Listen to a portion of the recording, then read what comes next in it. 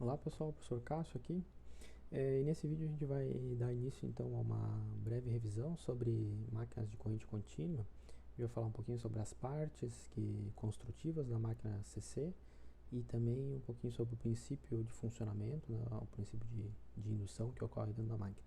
Antes da gente passar para os slides que a gente vai usar como ferramenta aí, né, deixa eu falar um pouquinho dessa foto de fundo aqui. Essa foto que está aparecendo no fundo ela é da usina hidrelétrica de Itaipu, né? ela, ela, a usina hidrelétrica de Itaipu ela começou a ser construída lá na década de 70 e a conclusão dela foi na década de 80. Ela entrou em operação em 1984, né? A primeira unidade geradora entrou em operação e a última unidade geradora foi ser instalada em 2007.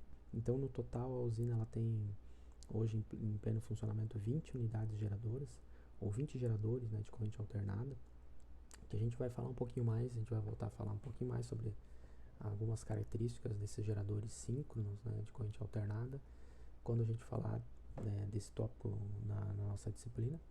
Mas aí só complementando aqui, a usina hidrelétrica Itaipu, até o ano de 2004, ela era a maior usina hidrelétrica em tamanho, extensão de reservatório e potência também de geração, né? Aí, a partir de 2004, entrou em operação a usina hidrelétrica de Três Gargantas, na China, e aí superou. Hoje a Itaipu é a segunda maior em potência instalada e capacidade, né?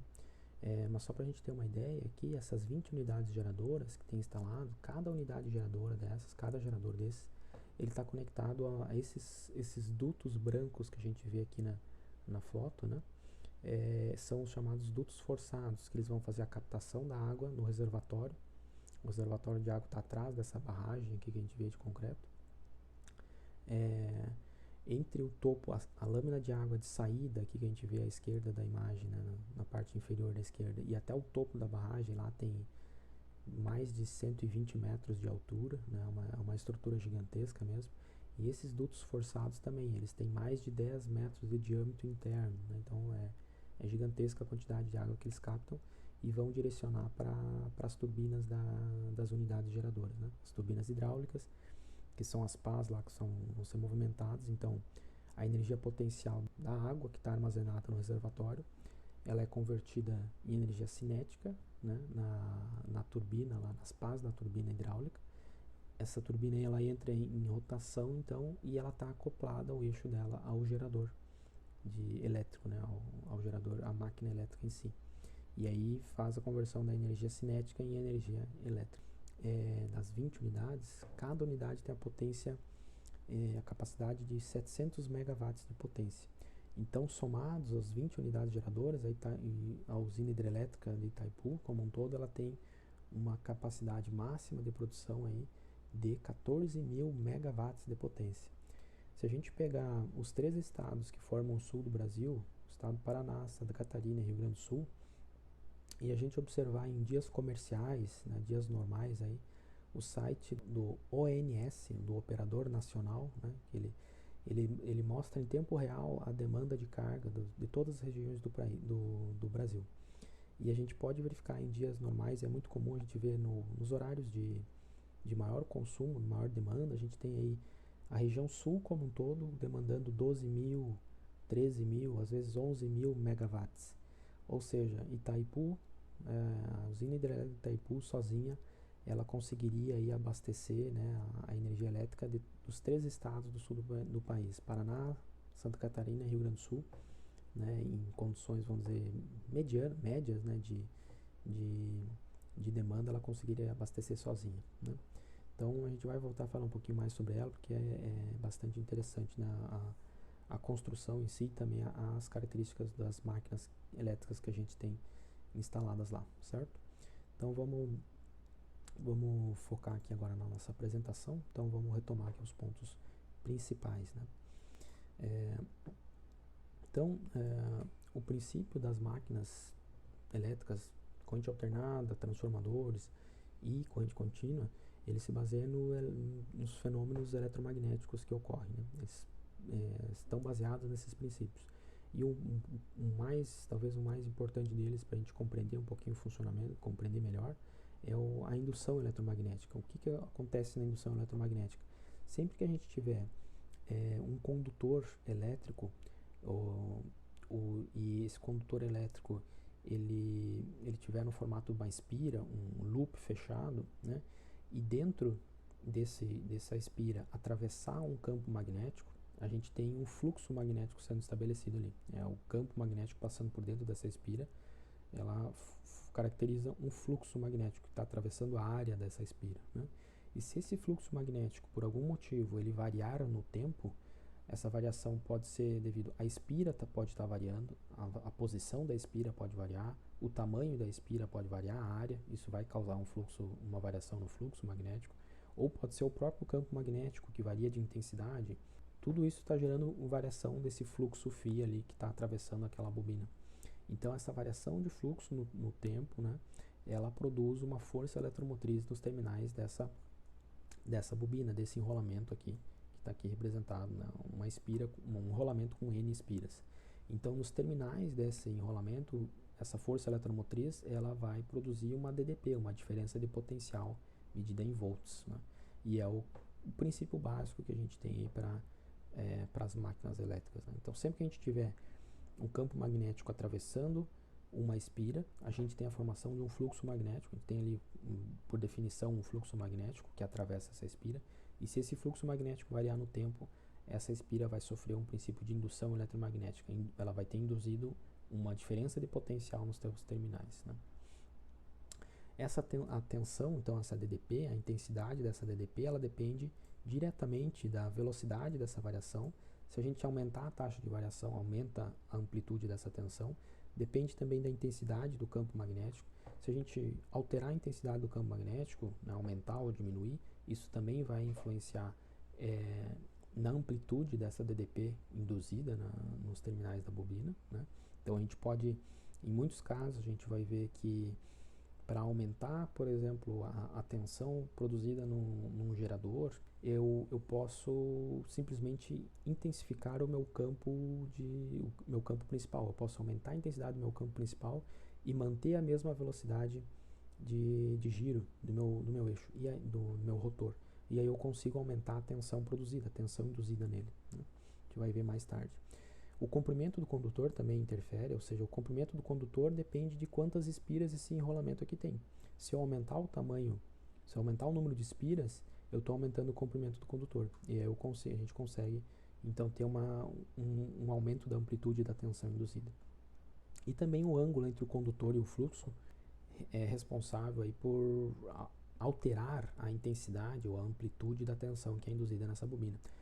As partes principais, vamos falar um pouquinho, rever um pouquinho, né, as principais partes construtivas de uma máquina CC.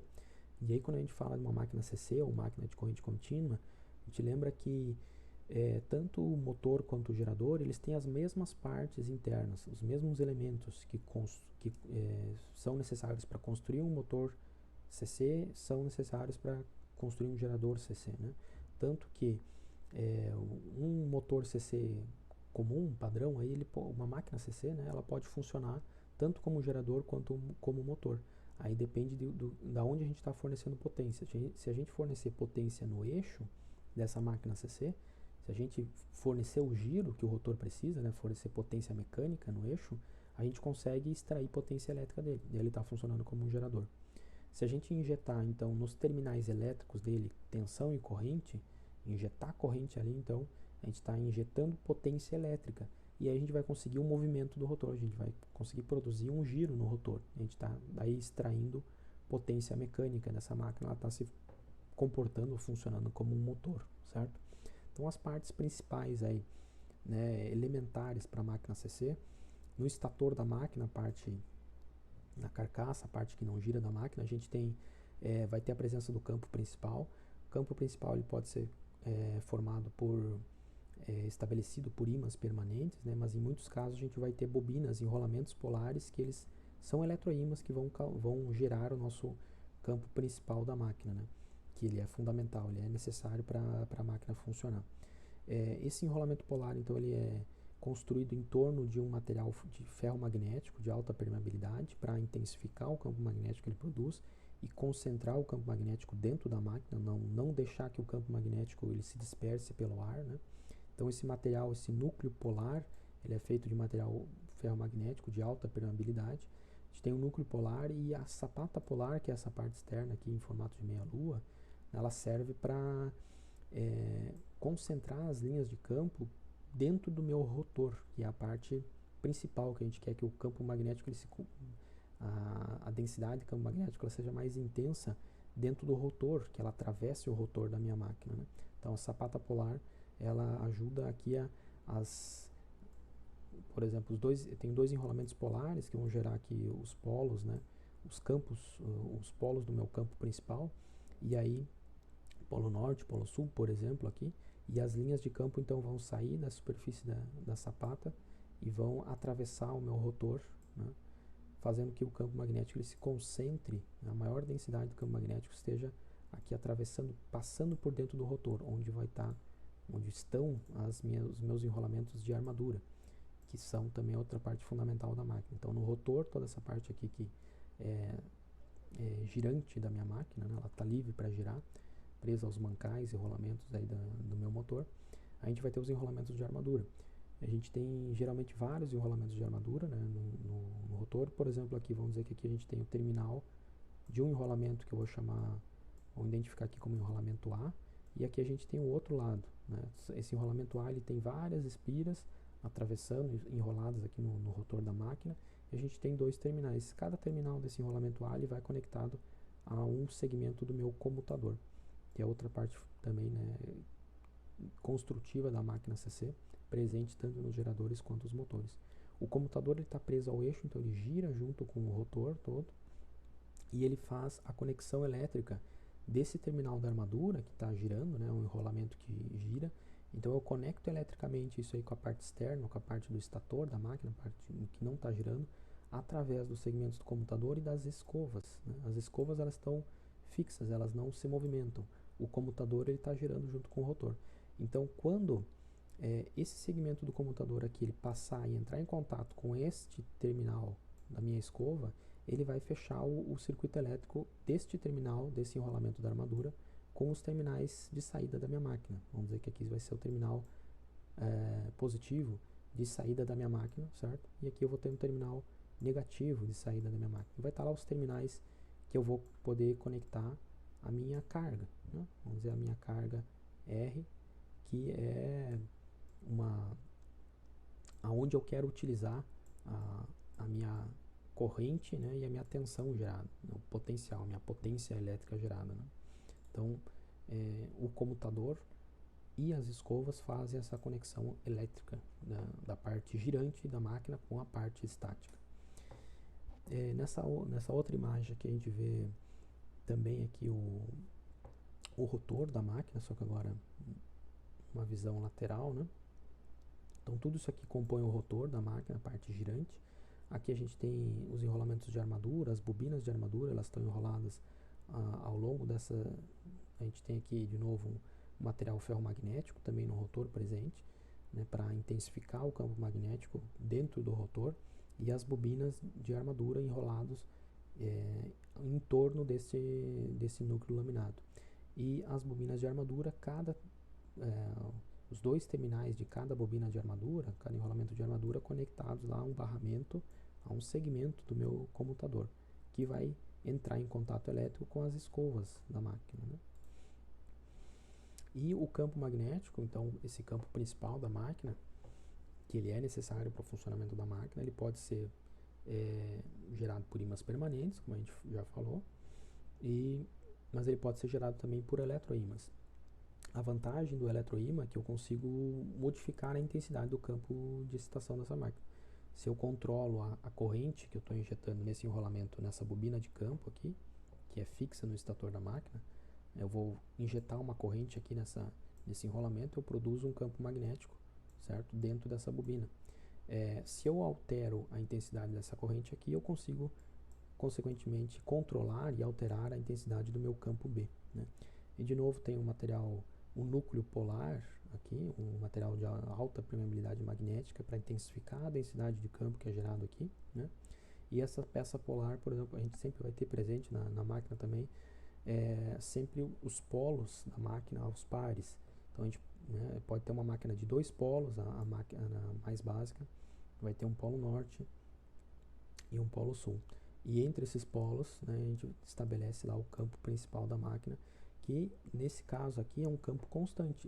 Esse princípio aqui, o campo, esse tipo de máquina, o campo é constante, é uniforme, ele não varia no tempo. A não ser que em algum momento eu queira intensificar o campo, eu vou injetar mais corrente na bobina de campo, né? Mas no funcionamento normal da máquina, o campo ele permanece constante. O que vai causar a variação de fluxo que é necessária para induzir corrente e força eletromotriz lá no meu enrolamento de armadura? O que vai causar essa variação de fluxo é a mudança de posição do enrolamento de armadura com a rotação do eixo. Tem o enrolamento de armadura no gerador, né, CC, ele é responsável por da onde a gente vai extrair a potência elétrica da máquina, né? A potência mecânica que é fornecida no eixo, ela vai ser convertida por indução eletromagnética em potência elétrica e é do enrolamento de armadura que a gente vai extrair essa corrente e tensão, portanto potência elétrica desse tipo de máquina, né?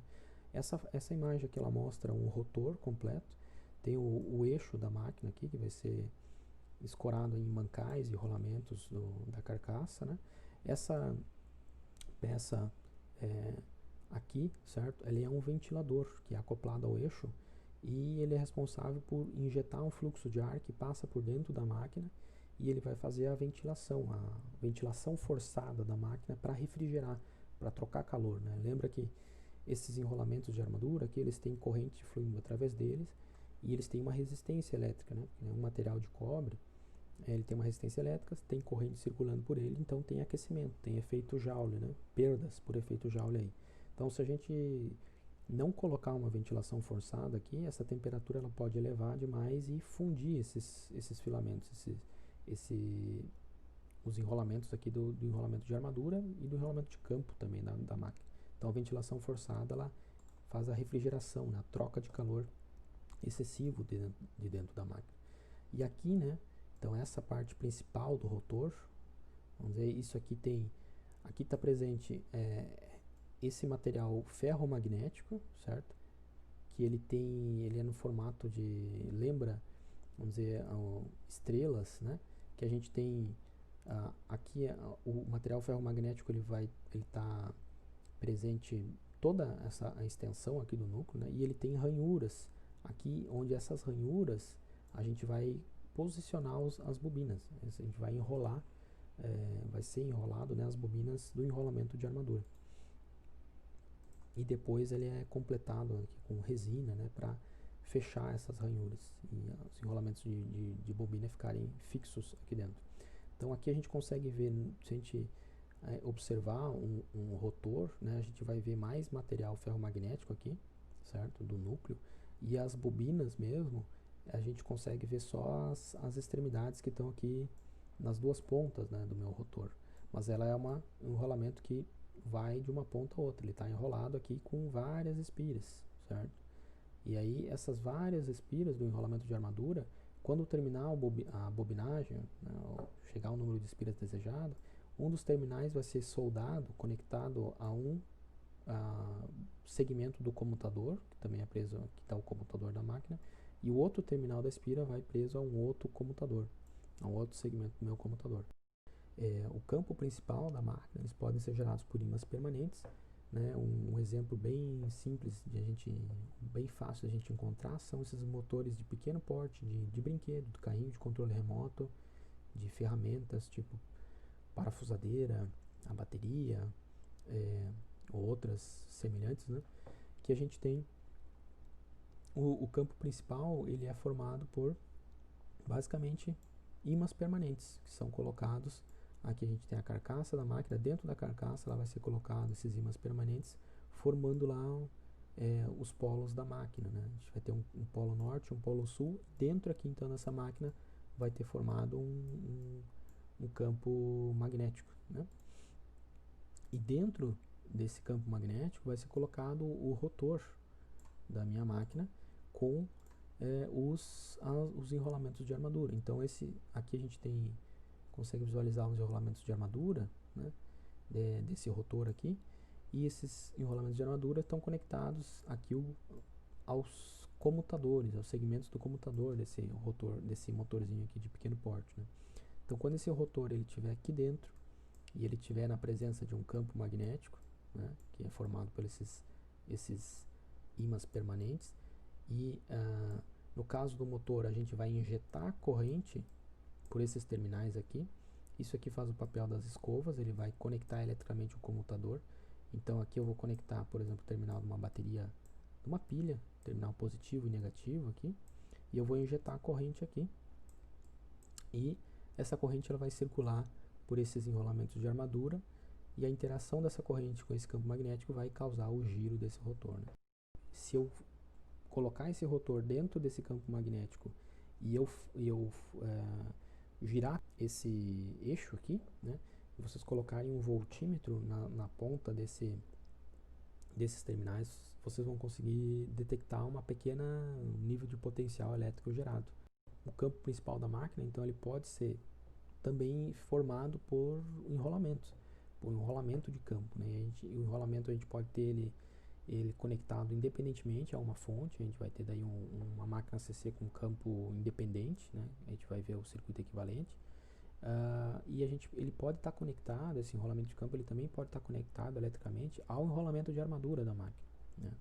Então ele pode estar conectado em série com o enrolamento de armadura, e a gente tem daí um enrolamento de campo tipo série, ou esse enrolamento de campo ele pode estar conectado em paralelo com o enrolamento de armadura.